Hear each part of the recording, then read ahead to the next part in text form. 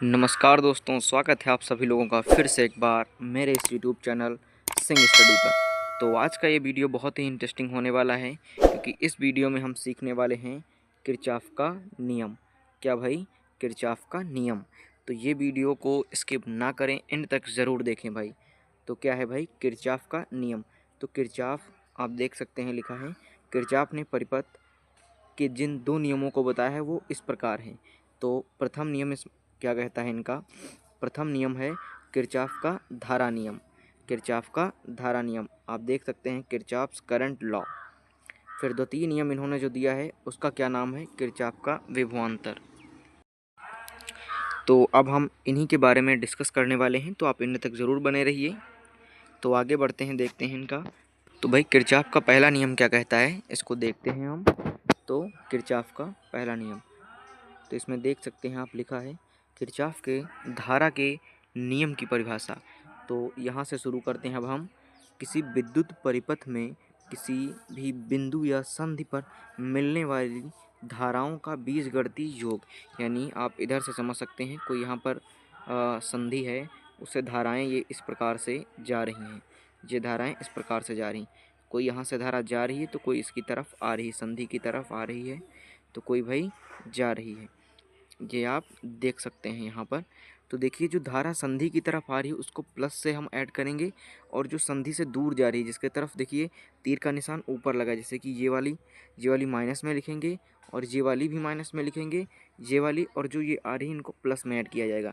तो बता रहा है कि इन सभी धाराओं का बीजगणितीय योग, ये आई हो गया, इन सभी धाराओं का बीजगणितीय योग जो होता है वो शून्य होता है। ये किरचॉफ का धारा का नियम है, किरचॉफ्स करंट लॉ, ये प्रथम नियम इसका कहता है। तो फिर द्वितीय नियम की ओर बढ़ते हैं हम। कहते हैं यह आवेश संरक्षण के सिद्धांत पर आधारित है। किस पर आधारित है? या आवेश संरक्षण के सिद्धांत पर निर्धारित है। भाई आधारित है, ये बात आपको ध्यान में रखनी है। तो हम बढ़ते हैं दूसरे नियम की तरफ, और आप वीडियो में एंड तक जरूर बने रहिए, और एक लाइक ज़रूर कर दीजिए आप वीडियो में अगर। तो फिर क्या है किरचॉफ का दूसरा नियम? दूसरा नियम किरचॉफ का क्या कहता है?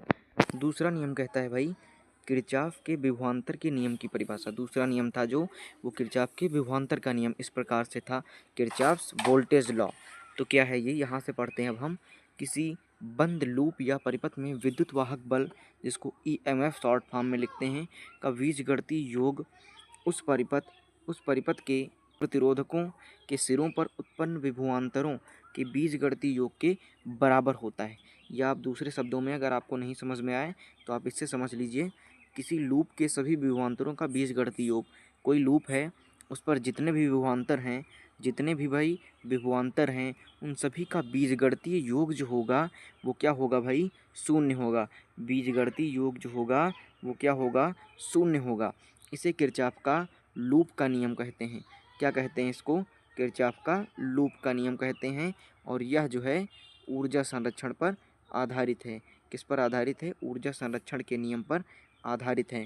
क्योंकि ये बात आपको जानना बेहद इंपॉर्टेंट है, क्योंकि इससे बहुविकल्पी भी बनते हैं, और मैं बहुविकल्पी भी बताऊंगा इन आपको। तो आप वीडियो में सबसे पहले एंड तक जरूर बने रहिए, और एक लाइक ज़रूर कर दीजिए वीडियो को।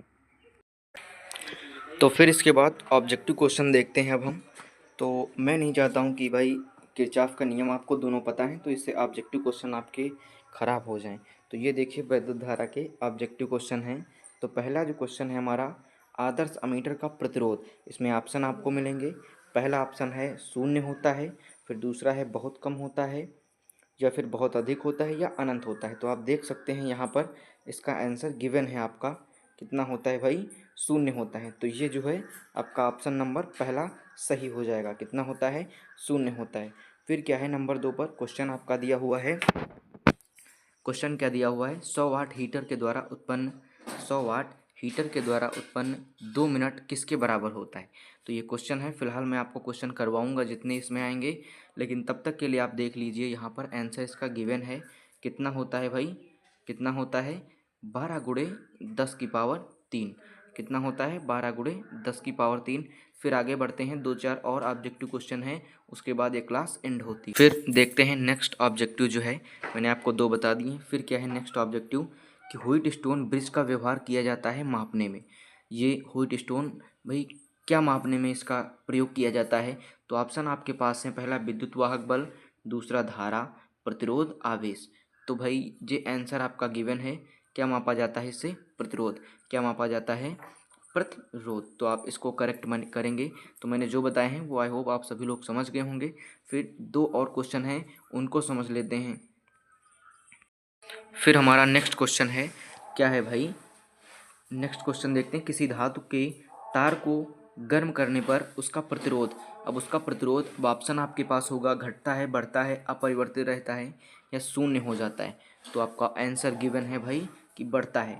क्या होता है? बढ़ता है। तो ये करेक्ट करेंगे हम, बढ़ता है।